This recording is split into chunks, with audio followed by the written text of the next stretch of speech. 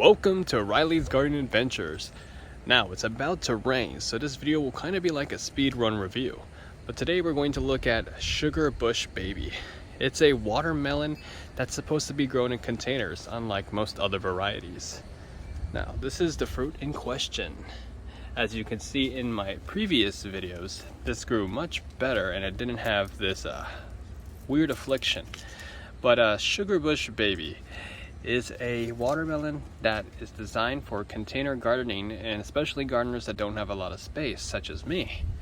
And what I did is I put this in my biggest container. Sugar Bush Baby is up to 12 pounds and it's said to be super sweet as a watermelon. Now in my experience, Sugar Bush Baby was very difficult to grow.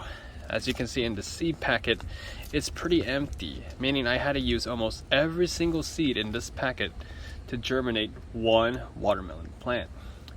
Also, pollination alone was very difficult because I probably did not have a lot of pollinators. Otherwise, I've only had one watermelon available out of my entire plant.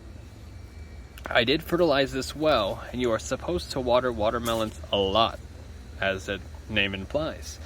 But the week before you harvest it, do not water it. And I did not water this for about 1 week, so I think this is ready to be harvested. As you can see in the bottom, it is yellow, and yellow pretty much is a sign that you must harvest it and that it's really sweet. And as you can see here is the tendril. The tendril is dry. So this watermelon is ripe for the picking.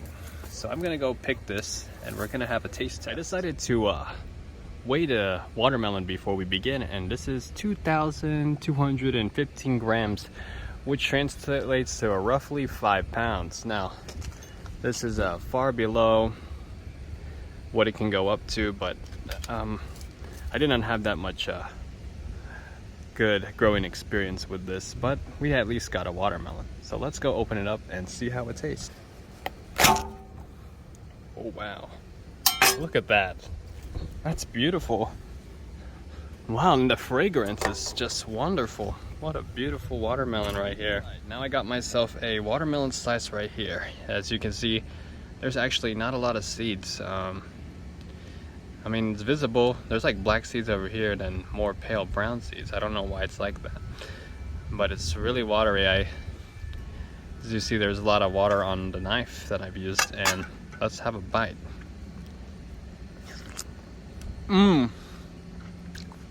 Wow.